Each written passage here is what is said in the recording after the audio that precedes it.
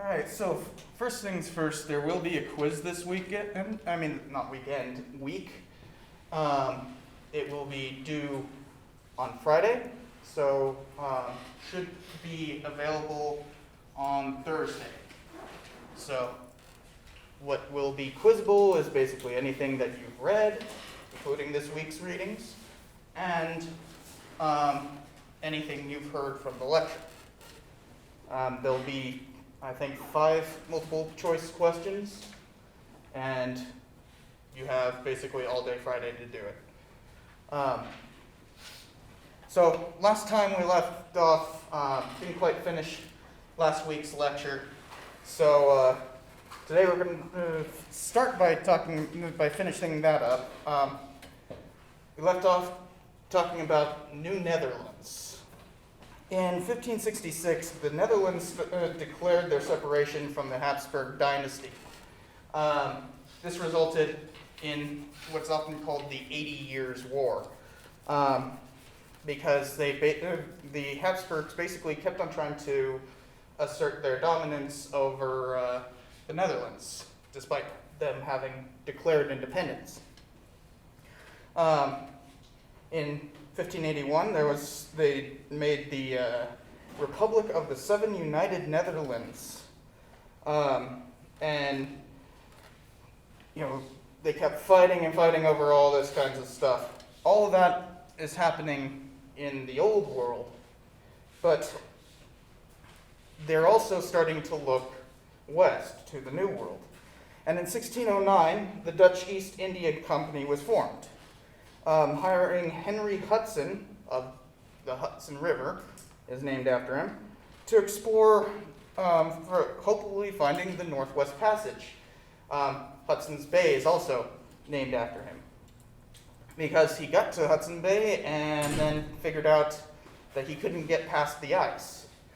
The Northwest Passage didn't exist until fairly recently, with global warming making it possible to actually traverse through the north of Canada. But that wasn't the case up until basically the last couple decades.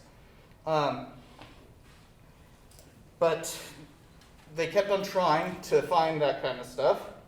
And in 1614, they created Fort Nassau, which is roughly around modern-day Albany, New York. Remember, a lot of these forts were often founded way upriver so that they wouldn't get raided by the Spanish.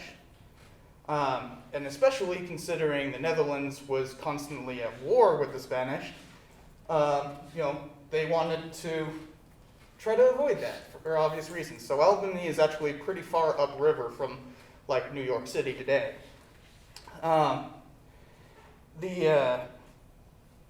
So in 1621, the Dutch West India Company was chartered specifically to control the trade there, because they had, from that founding, they had charted the various New York rivers, especially the Hudson, and so they were going to try to control that particular area. Fort Nassau was replaced with Fort Orange eventually, and then eventually with Albany itself. But that's a century later. But in 1626, a single Dutch citizen named Peter Minuit, I don't know how to pronounce that name, Minuit, Peter Minuit, purchased the island of Manhattan for $2,000, well, roughly the equivalent of $2,000 today. So imagine how much New York real estate this guy got for next to nothing.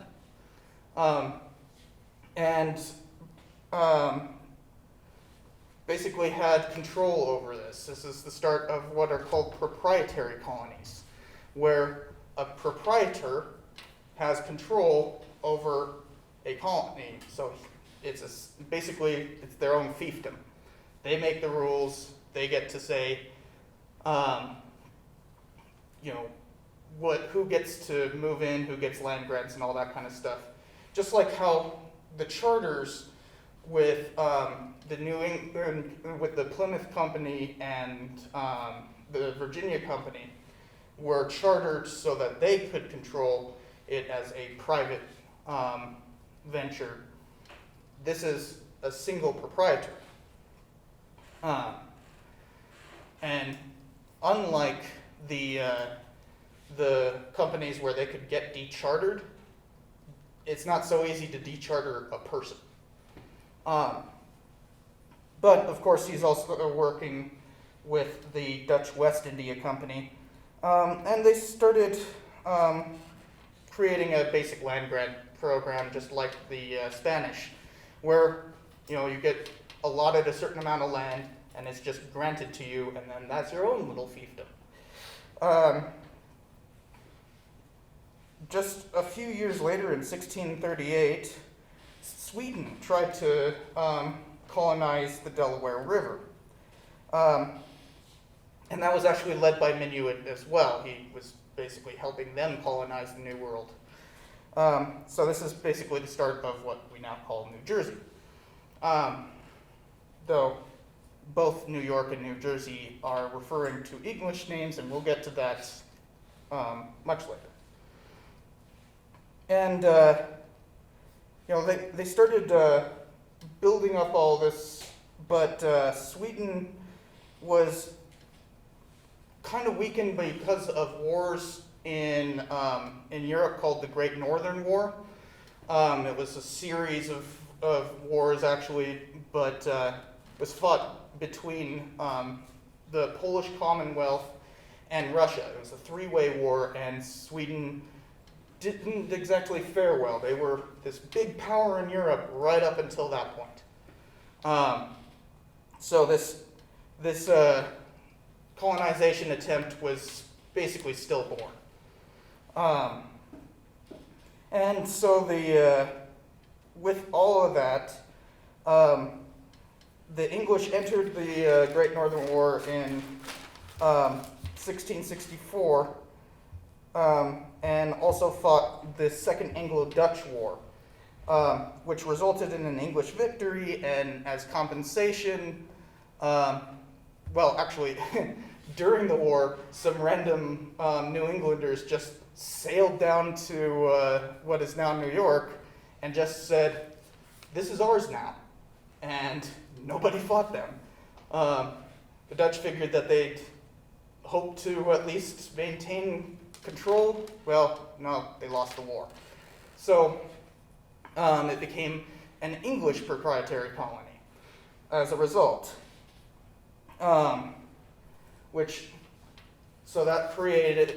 So they renamed New Amsterdam and New Sweden, New York and New Jersey, which the name sticks today. They also, with the lands that were acquired, they were able to create Delaware in 1664 and the province of Pennsylvania in 1681. The interesting thing about Pennsylvania is that it was also a proprietary colony under a guy named William Penn, hence Pennsylvania. And he was a Quaker, and that will matter basically for the lecture that's supposed to start today.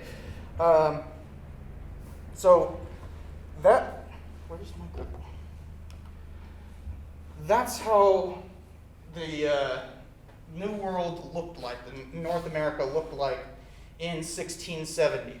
You have proprietary colonies that make up the central colonies around this area.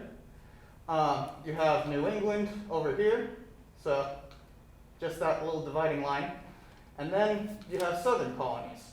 These are all English possessions. South of there you have Spanish Florida, and this map isn't accurate, but you also had New France coming all the way down here to down the Mississippi River and all the way up into what is now Quebec and Montreal. And of course, Spanish New Mexico was around, and they had recently been colonizing even into Texas, just after France had failed to colonize it. So you can see there's already significant expansion in 1670, which brings us to today's lecture. This is the fun stuff because we get to talk about like witches and rebellions.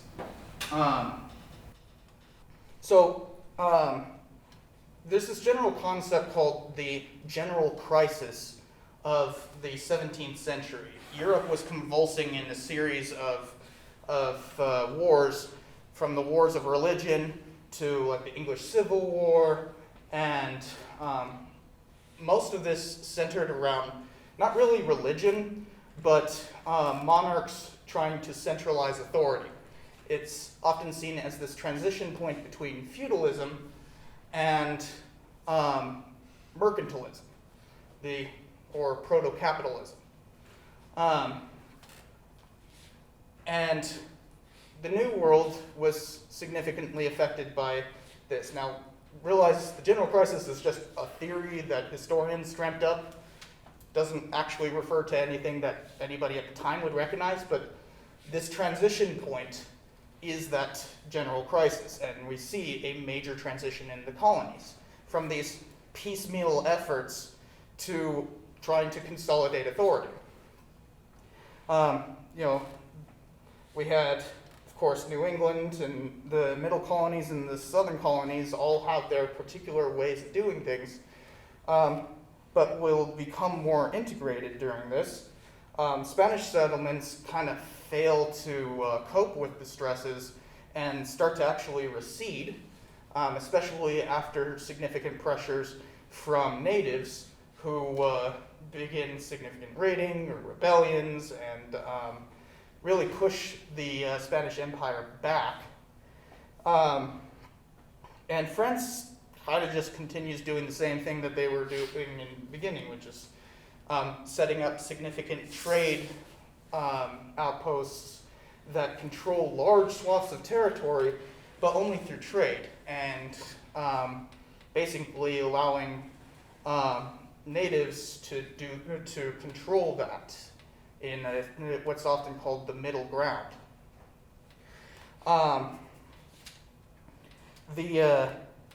But all of this comes to a close in 1714, where a series of wars between France and England begin that will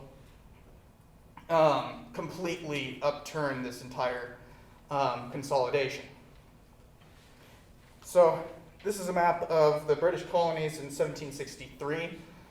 So this is well after the period we're talking about, but it gives you a good idea that it shows you where capital cities were founded and when. So you can see like South Carolina, 1670, all that kind of stuff. So South Carolina is being founded right as we're talking, right at the beginning of this period that we're talking about.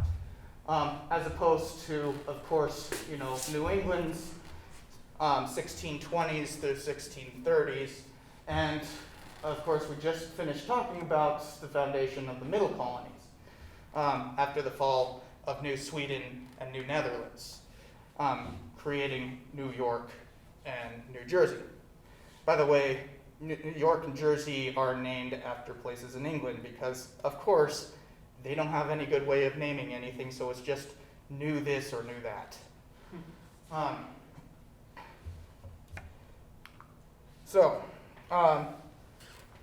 In 1662, this guy named Metacom, also known as King Philip, to the colonists in New England, became the Grand Sachem of the Wampanoag. Remember, the Wampanoags were the folks who actually first made an alliance with Plymouth Colony. So this guy is directly related to the folks that were previously very accommodating of incoming colonists, that they basically allowed colonists to survive and thrive. But as we've seen so many times already, and we'll see many more times beyond this, letting colonists in tends to be a double-edged sword. You get to use it against your enemies, but eventually those colonists end up threatening your own livelihood. And that's exactly what happened with Metacom. He was actually really friendly to Plymouth Colony, but this guy in 1679 named John Sassamon claimed that Metacom had planned an attack. Now, of course, we don't know if that's true, but what followed certainly would precipitate an attack, because the colonists went and grabbed Metacom and hauled him in front of a court to be tried. And mind you, this is a Puritan court, so not exactly a fair trial. And was eventually released, though, because, of course, there wasn't any evidence of him planning this grand conspiracy. But Sassamon himself, just a little bit later, was found murdered. Don't know who did it, but in either case, doesn't look too good for Metacom, right? In fact, a few Wampanoags testified against other Wampanoags, saying that 3 people had basically planned to kill Sassamon, and the 3 of them were executed by the laws of the land. Of course, mind you, it's an independent tribe.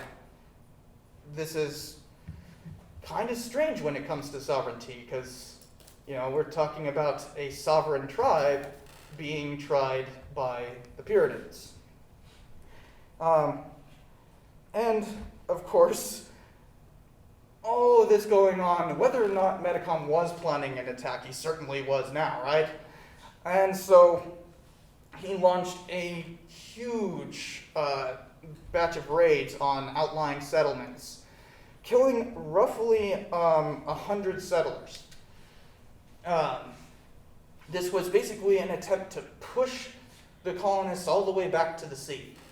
And as we've seen with the Pequot War, or the freaking what the heck is it called? The Powhatan War. Before it, these pushes to the sea never really work out, and then really turn on the tribes that are trying to do this. But the difference being, King Philip, or Metacom, ended up making a bunch of alliances. So a bunch of tribes, including the Pequots, started raiding with him, trying to push the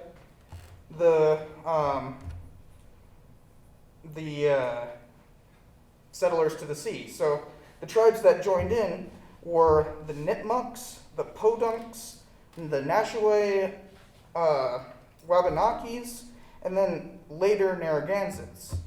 But after some coaxing from the New Englanders and that whole New England Confederation, the Pequots switched sides rather quickly, joined the New Englanders, and they formed other alliances with the Mohegans, Abenaki, and Iroquois Confederacy. Though the Iroquois Confederacy is weird because they were more about just trying to keep their borders. The Iroquois will often come up in the next few weeks as this kind of weird and ambiguous alliance where they'll be like officially aligned with the English and then suddenly just massacre a troop that's coming through their lands, or the other way around. They'll be aligned with the French and then turn on them. And so they often play this really weird kind of alliance. But they're also extremely powerful, controlling basically the entirety of upstate New York.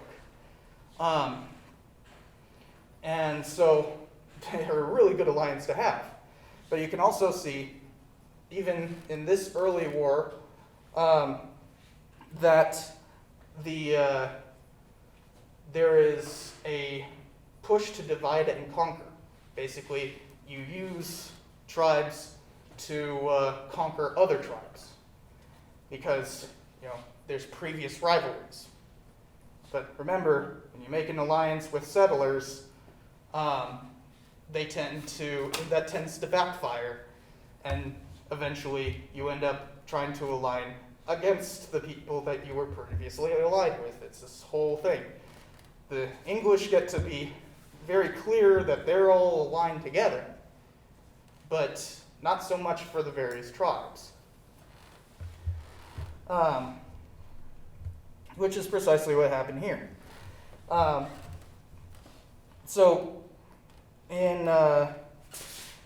Quickly this devolved into raid and counter raid, basically, because they raided, the settlers will start raiding in that. But what's particularly bad is what's called the Great Swamp Fight, where initially the Narragansetts were unaligned and officially not taking part in this war,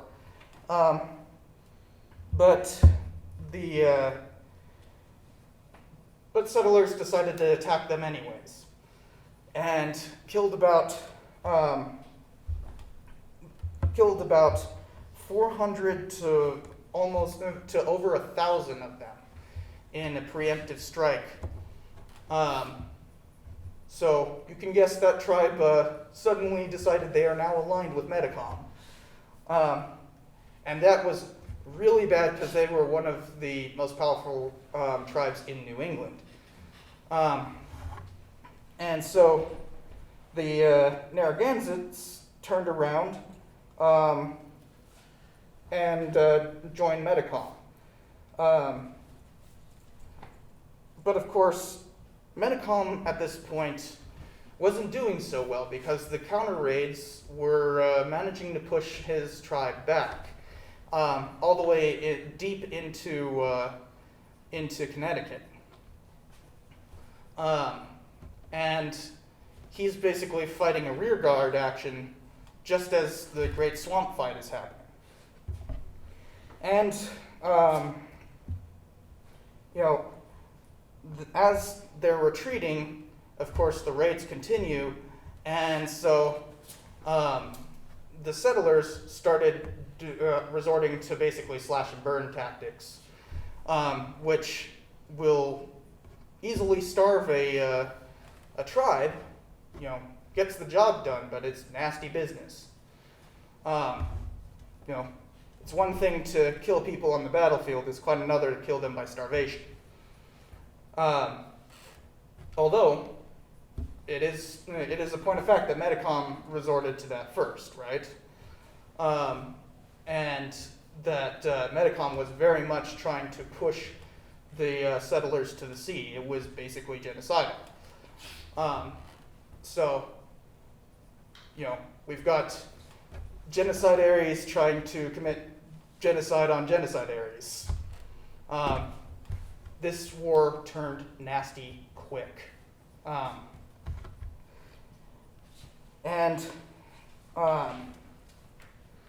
Especially when the Mohawks joined in trying to fight Metacom as he was retreating, And they were especially good as allies because their tracking abilities made it so that Medicom couldn't hide.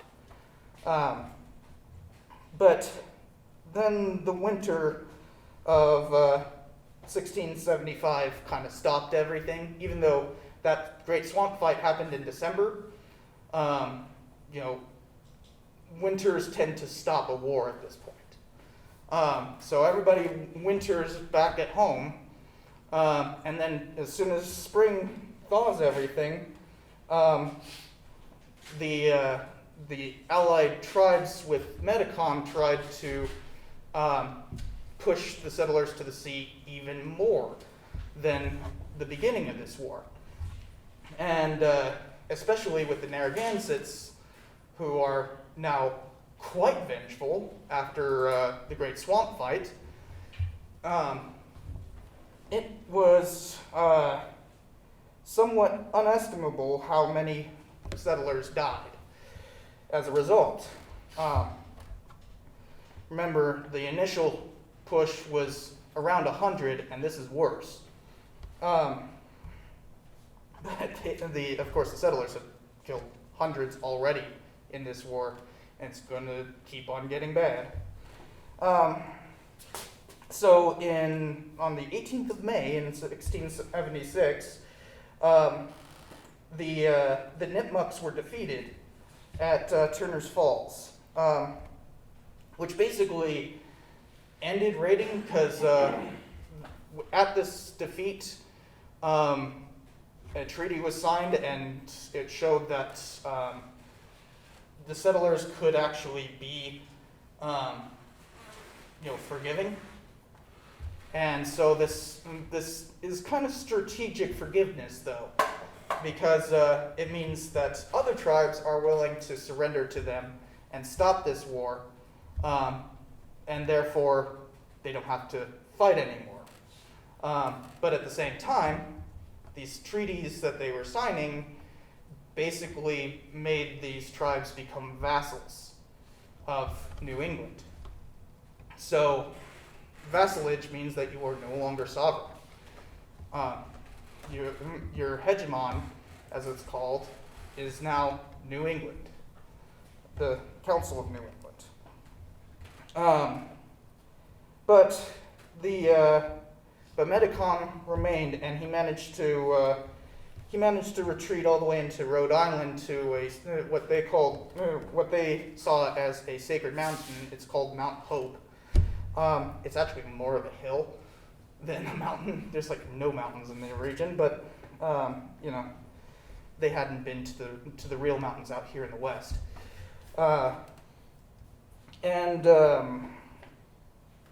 So a group called Church's Rangers was formed as a response to all of this, and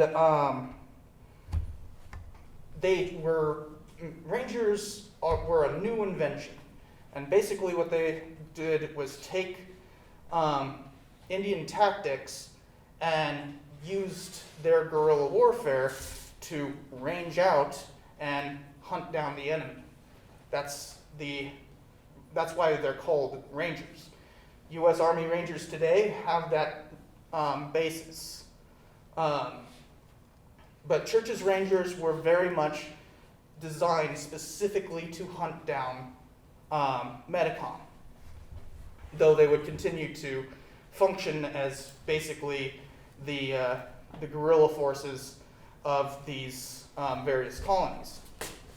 And so Church managed to hunt down Medicom and surprise attack him. Funny thing is, all the white people among Church's Rangers tried to kill Medicom, but he managed to run away until a Mohawk finally took aim and shot Medicom in the back. So much for settler accuracy, right? But this also meant that much of the Wampanoags were enslaved, And there was roughly around 3,000 Indians killed because of this war, let alone the starvation, and that's inestimable. And of course, you got to remember they're also being ravaged by disease, especially every time they come in close contact with folks. And war has a way of bringing people into close contact. A lot of these folks are being killed with swords and pikes, not guns. So this also established Rangers as a fighting force in the Americas. We'll see Rangers pop up many more times throughout this course, all the way from Green's Rangers during the Revolution to the Texas Rangers. All of them being designed specifically to fight Indians with their own tactics, but often end up being used for other purposes. For instance, the Texas Rangers still exist today, and they're just basically a police force. So with all this happening, New England is also facing a huge amount of tribulations at home, not just from Indian raiding, but because of religious problems. Now, witches are something that obviously, and a creation of fear that is almost always related to the kids are not right, and there needs to be some sort of reckoning. That there's some sort of corrupting force. You'll see a lot of witch trials in Europe centered around, some woman having a miscarriage and then blaming it on her neighbor, and then it just goes on from there.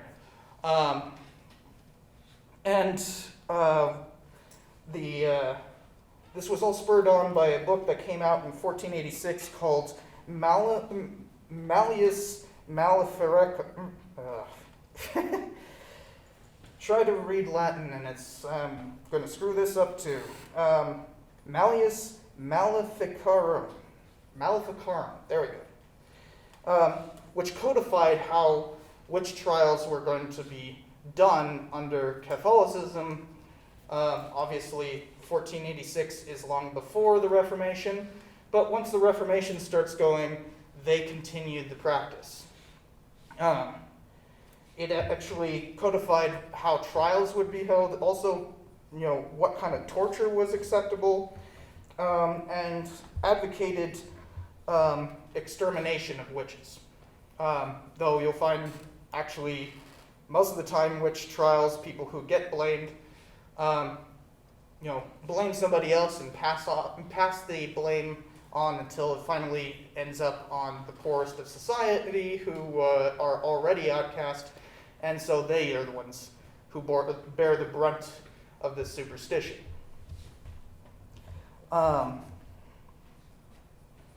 So this is something that forms this kind of superstition about people, participating in witchcraft and falling from the church is a constant issue that that Puritans would sermonize about.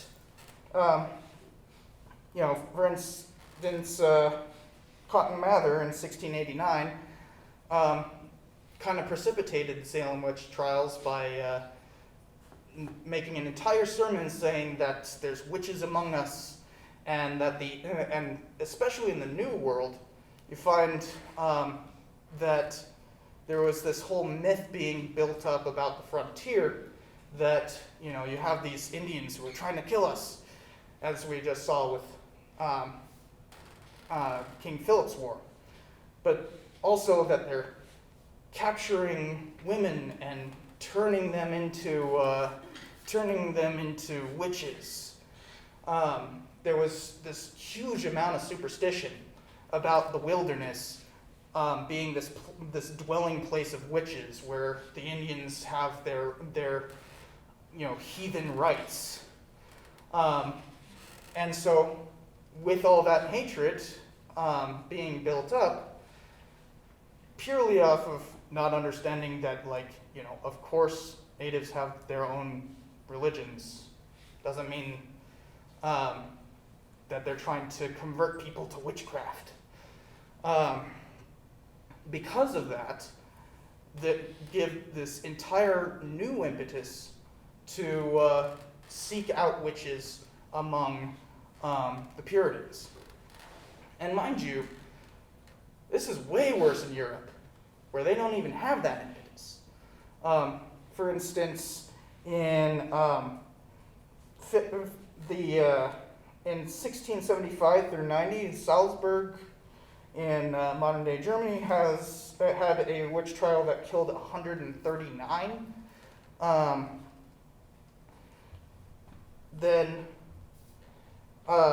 And throughout this period, there's roughly around 70,000 people executed as witches. 70,000 people from 1470 to 1750. So this is also part of that whole general crisis thing, because a good way to get rid of your undesirables is to execute them as witches. And this isn't something that's explicitly gendered in Europe. We often have this notion that witches can only be female, but for instance, that Salzburg one was basically completely male. All men executed there, with the exception of one woman. In fact, oftentimes, it really was just a drive to get rid of undesirables. But it, of course, ends up extending to New England, where they're also having these troubles with natives and everything. So as early as 1647, a gal named Alce Young was the first witch hanged. And before the Salem witch trials, there were at least 14, 2 of which were men, so it ended up becoming much more gendered in the colonies, were executed. 14 people were executed before the Salem witch trials. You also have to remember that there's the Inquisition at the same time, which is seeking out heretics, especially seeking out Jews and Muslims in Spain and Portugal and Italy. But the Spanish imported the Inquisition to the New World as well. And what's called the Mexican Inquisition functioned between 1571 and 1820. In fact, just north of here in Santa Fe was a couple of what are called auto de fes, basically witch burnings. And that happened officially under Inquisition auspices. And we'll get to how that ended up backfiring for the Spanish in 1680, but that's not the purview of this lecture. And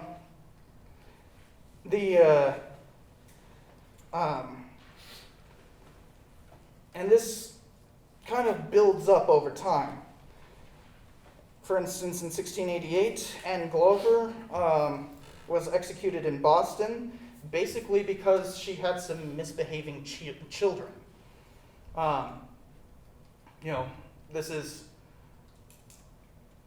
once again, basically trying to get rid of undesirables through the veil of seeking out witches.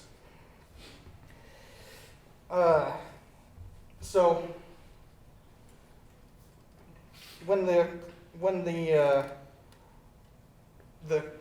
Pequot War ended not the Pequot War, the King Philip's War ended up kind of making the the Council of New England disreputable. And so the crown imposed a dominion over New England. This meant that the colonies were no longer independent. Their governors were supposedly controlled by the crown. These are not quite the same as a crown colony, but it does mean that they lost a lot of their independence. And this didn't really go so well, especially in 1688. In 1686, because the king is Catholic, which, a lot of New Englanders don't exactly like. They're very anti-Catholic. But in 1688, in what's called the Glorious Revolution, King James II was overthrown in favor of Mary II and William III, both of which were Protestants. This also formed kind of an alliance between the Netherlands and England. Remember, we were just talking about a war that brought New York and that. Now they're friends because Europe likes to reformulate its alliances every once in a while, pretty much willy-nilly. But this also meant that a whole series of wars kicked off, basically trying to depose King William. In 1689, Boston removed the governor by force because they didn't want to have that dominion. And this basically was the end of the dominion, because King William wasn't exactly keen on continuing his predecessors trying to consolidate the Puritans into something that can be controlled. He's a Protestant. He's fine with Protestants doing their own thing. In that same year, Jacob Leisler seized control.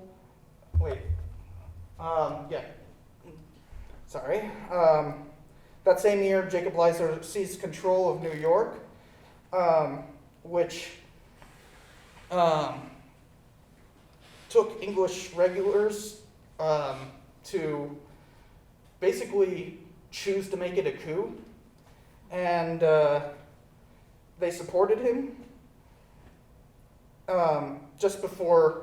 After a couple of years of him basically being dictator of New York, just like the Praetorian Guards of Rome, they turned on him and removed him. In 1692, all of the charters that were north of the Delaware were reorganized, basically to kind of deal with all of this aftermath of a new king the old king trying to consolidate to end independence, and then of course the colonies fighting back, even though they're fighting back when William is perfectly fine with their independence. So all this craziness is going on. And remember, what we were saying is witch trials tend to be about removing undesirables. When you have all this kind of craziness going on, massive reforms in governments, constant coups, all that kind of stuff, you can see things are going to go bad. And at the same time, the War of the Grand Alliance formed to fight France, because France has a very powerful king at this point. And this would end up throwing New England into a intercolonial war, as in they're sending troops north to, fight in Newfoundland or try to take Montreal and all that kind of stuff. And this went on from 1689 to 97. So it's also known as the 9 Years' War. And in fact, New Hampshire was founded in 1691 specifically as a military colony to basically form a kind of barrier between France's holdings and New England. And around 1,000 English men would die in this war, in the colonies specifically. And remember, there's not that many people there at this point. So with all of this going on, massive wars, massive restructuring, coups, new king, all that kind of stuff. In 1692, there was a few kids who were acting strangely in Salem. And the doctor who went to see them diagnosed them with devilry, that they were possessed by the devil. Although one of the 12-year-olds later recanted from this, they accused a lady named Ann Putman of causing this devilry. They also accused the housekeeper, who was a slave, named Tituba, and the slave actually confessed, possibly under force. Remember, this is a time in which torture is actually considered a valid form of investigation. That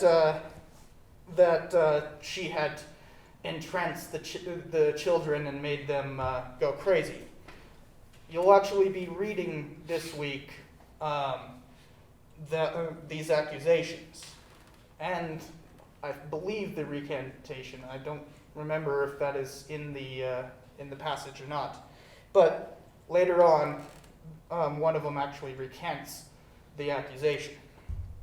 But Ann Putman didn't go down so easily, because one of the easiest ways to avoid being called a witch is to say that you were bewitched by somebody else. And this spun out of control really quickly. It became so bad that they had to create what's called the Oyer and Terminer Court, specifically to handle this witch hunt. And by the end, there'd be more than 200 people accused, 30 found guilty, and 19 executed. The last of which was somebody who refused to say that he was a witch. And so one of the torture methods was to lay you on the ground and then put a board over you and then start putting boulders on top of you until the pressure freaking either tortures a confession out of you or, in his case, pops. Fairly gruesome way to go. And also 5 more people died in jail. One of which was actually found guilty, but the rest of them were awaiting trial. So, everybody's pointing fingers at each other, and notice the first one found guilty to confess, is a black slave. So, once again, getting rid of undesirables, right? Especially in a time of tribulation and fear. Now, eventually they managed to get a hold of everything after all these executions and deaths. Although, mind you, this is nothing compared to what's going on in Europe simultaneously. Europe is having massive witch trials, sometimes ending up with thousands of people accused. And here we're just talking about a little over 200. But it wasn't the end of witch trials in the colonies. For instance, in 1706, the witch of Pungo became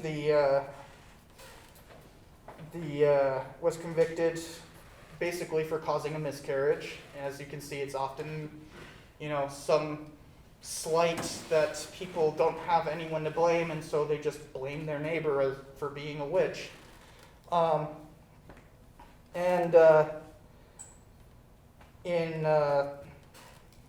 She was freed in 1714, being the last witch to be in jail. Though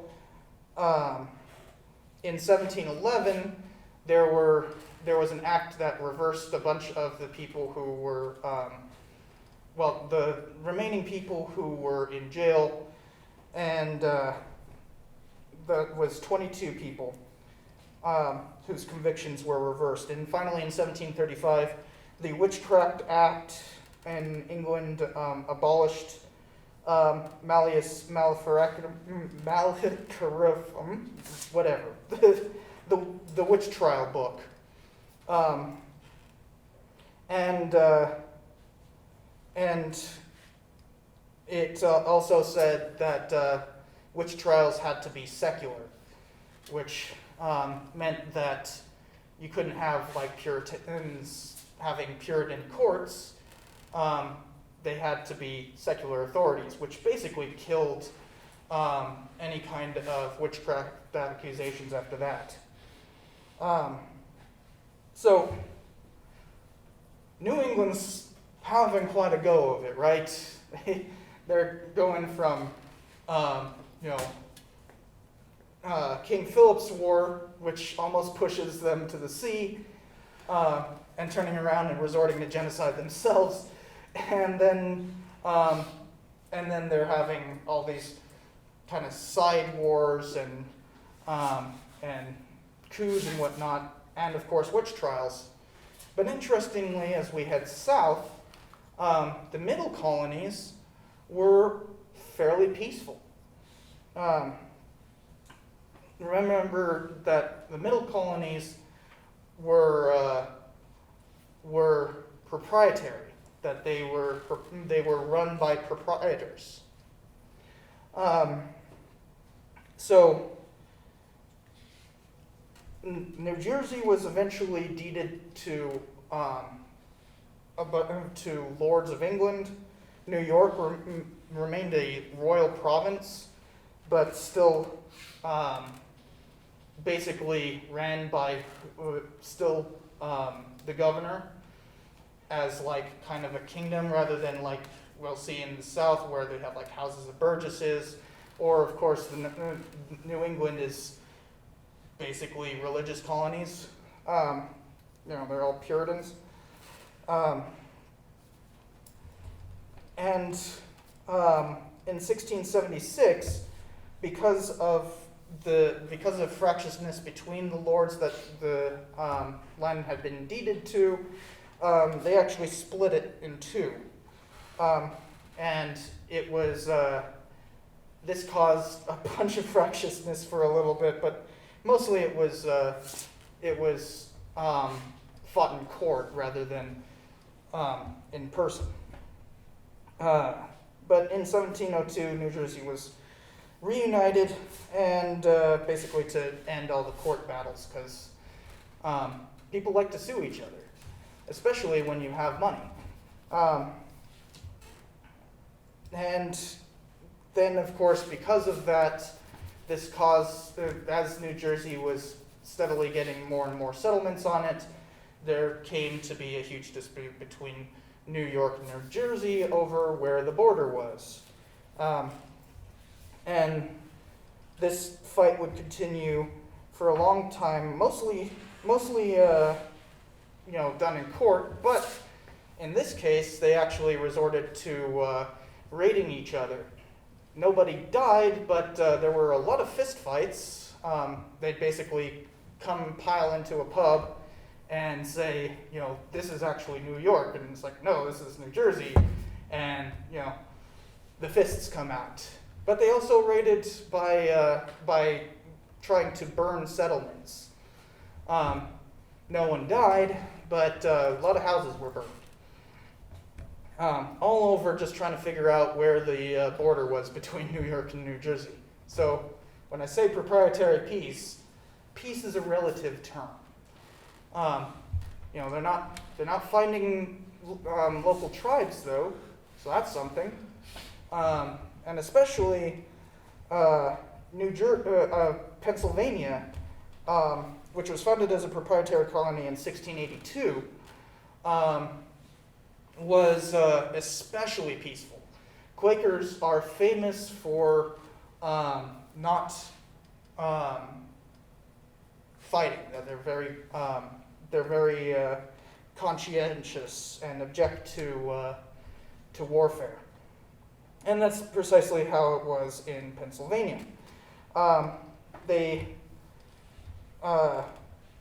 Quakers, by the way, are actually called the Religious Society of Friends, and they're kind of like Universalists, where they don't believe that being a heathen means that you're going to hell. They're more about that God teaches peace. Which means that Pennsylvania was this kind of model of proprietary peace. In fact, from 1684 to 1688, it was basically anarchy, and anarchy in the philosophical sense, as in there was no government. This colony basically just deeded people their land, and then they went and settled it and said, we're abiding by the laws of God. We don't need Englishmen telling us what English, administrators telling us what to do. So there's a lot of private contracts with local tribes and that kind of stuff, rather than a clear colony. But, of course, that doesn't last for too long. For instance, this guy named William Dyer basically founded the government by being the first tax collector appointed by the king to go and collect taxes from the Pennsylvanians, who didn't exactly recognize his authority, because there's no such thing as authority there. The sole authority is God. But to deal with all of that, in 1688, they formed a General Assembly, but despite their belief in no establishment, though Quakers made up most of the elites, in the council was in Philadelphia. And that made Philadelphia the center of Pennsylvania. So while they don't believe in centralized authority, they're kind of being forced to centralize authority simply because they don't want to deal with the king taxing them. You'll notice a bit of a theme there when it comes to the American Revolution a century later. And remember, the Declaration was signed the Declaration of Independence was signed in Philadelphia. So, how much time we got? 15 minutes. They also believed in peaceful monetary exchange for land, so instead of taking land by conquest, they would pay for it. And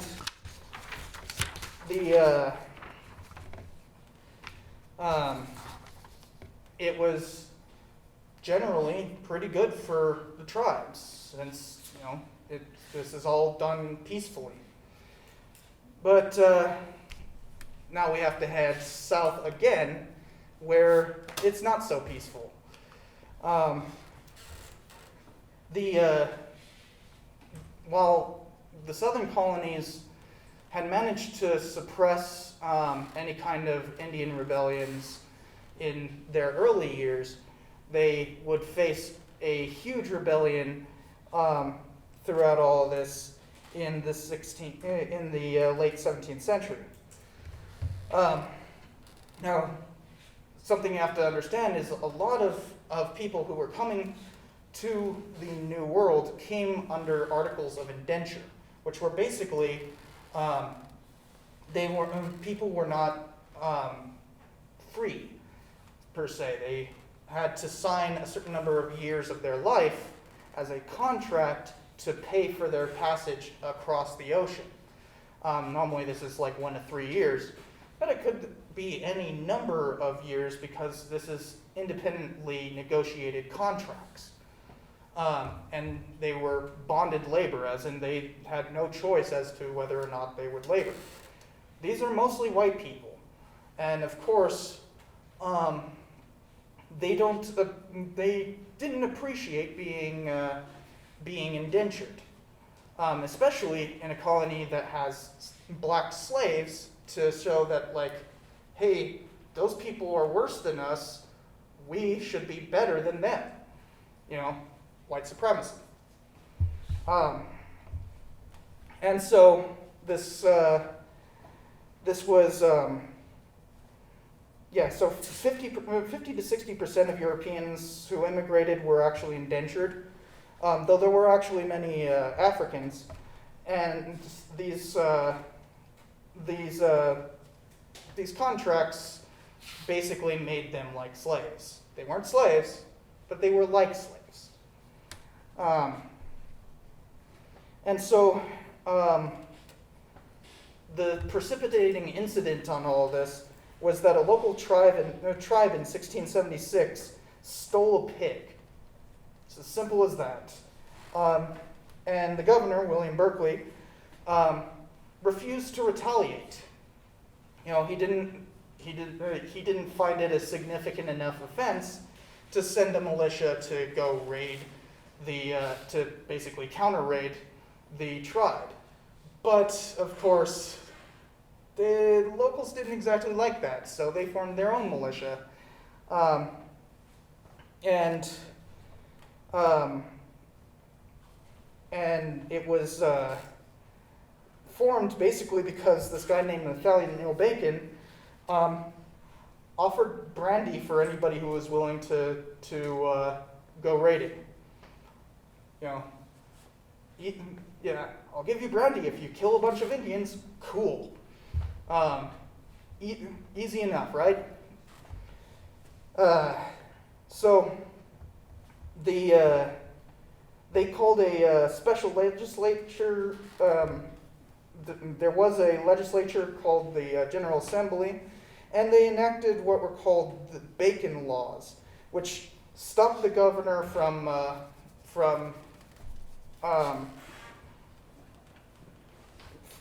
I'm skipping forward, I'm sorry.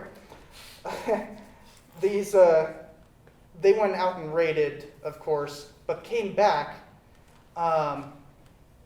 as a fighting force. So the legislature is kind of freaking out. They see this massive militia under Bacon. So this militia is made up of mostly indentured servants. And so the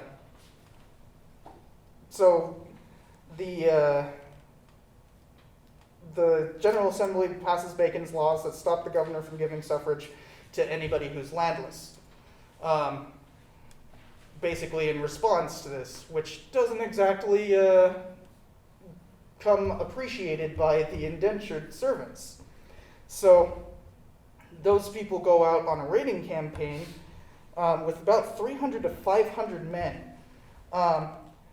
and they demand the commission of a militia to be commissioned into a militia so that they could basically get land and not have and be allowed to vote. But when they showed up at the governor's house, he literally ripped open his shirt and said, "You can take it from me." And that kind of pushed them off, and they didn't actually take it from him.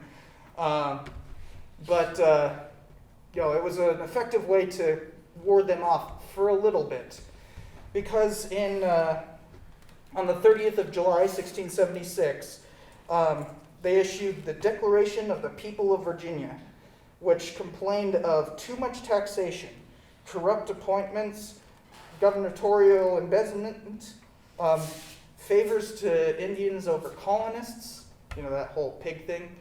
But they're basically saying that there's like a conspiracy to make the Indians better than indentured servants, all of which you guys will be reading this week. And interestingly enough, it doesn't mention indentured servitude whatsoever. And then only a couple months later, they burnt down the Capitol. Jamestown basically ended its township because it got burnt down. The capital was moved to Williamsburg, where it remained for a century. But the English sent a navy, and Nathaniel Bacon, he ended up dying in the century, and that kind of ended the whole thing. So word of the English sending a navy, and their leader dying has a good way of stopping a rebellion. But this also meant that the colony stopped relying so much on indentured labor and switched to much more heavy use of slaves. So, with the little bit of time that we have left, do you guys see a pattern developing here? Like, throughout all these colonies, is there some sort of, is there something that seems to be happening in terms of the changes? Are they all related? Anybody? Remember what I was talking about, that general crisis? There's this kind of consolidation, right? So, if you were asked on the test, what is the significance of the general crisis, what would you say? Would it be technically that whatever is happening in Europe is also kind of reflecting itself in a way in the Americas, kind of like with the Salem witch trials? Yeah, definitely. I mean, you have this very clear connection between witch trials in Europe and witch trials in the Americas. There's a lot to the general crisis, right? How does it not only show a reflection from Europe, which absolutely, but also what does it mean for American history? It's an open-ended question. Huh? The rights, everyone's fighting for the rights. Yeah. China have their own land. Yeah, so The division within the colonies. yeah, so there's you have this fight for supposed rights. You got indentured folks fighting for more. While they're saying one thing about chartering a militia and creating a giving more suffrage and all that kind of stuff, they're also kind of clearly saying that they're against their own indentures. That up in New England, you have folks who are basically trying to fight for the rights of their religion. That they're fighting the crown in terms of being a dominion. They're fighting witches inside their own colony. You know, realize their view of rights are very different from our own, but they're still fighting for rights, right? So yeah, and it shows significant divisions. Anyone else? There's also a big kind of like what we keep seeing is allies turning on allies. So like there's a lot of fighting within people that they already knew. Well, not so much among I should say. not so much among the colonists, though you obviously have, you know, rebellions. You know, generally they're staying allied together, but tribes especially end up having that divide and conquer. So, kind of a consolidation of power for settlers, not so much for tribes. You'll see throughout this entire course, Indians tend to be the worst off in all of this story. You know, they're constantly driven from their land. They're constantly being used to fight against each other, and eventually they're thrown into Oklahoma with no recourse. And we'll get even to the Civil War where there's, you know, suddenly the process starts repeating itself again out west. So, yeah, the tribes end up taking the brunt of all of this. But what about the colonies themselves? What does the general crisis mean for them? They kind of feel abandoned by Europe. You're starting to see like early sediments of anti-European, like they don't want to be told what to do. They're kind of doing their own thing. Yeah, and how are they fighting that? Like generally, what are the colonies doing to institute their own independence? I'm just not paying attention, like what Europe says. They're getting rid of their own governors, like you talked about, they're kind of just ignoring direction. Well, that's a lot of New England, right? Doesn't quite work out for Virginia that way, although I think Nathaniel Bacon would have loved to have become governor.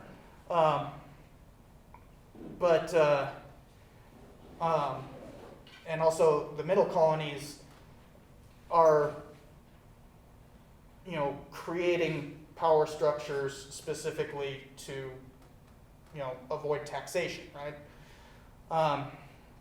So they're all taking different approaches, but they are also trying to consolidate power in a way that keeps them autonomous from England.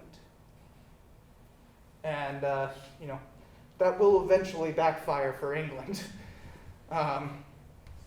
But we've got a century of history to go through before that. Seems like they're all starting their own militia too. Yep, yeah. Well, it's kind of necessary when you're starting a colony to have a militia, because, for instance, in New England, it was actually throughout the colonies of New England, it was legally required that every household have a gun. And this is specifically because they need to call out men to go and fight Indians all the time, right? But as we get further, we'll also see intercolonial warfare is a main driver of that as well. Any questions? Cool. Have a good day.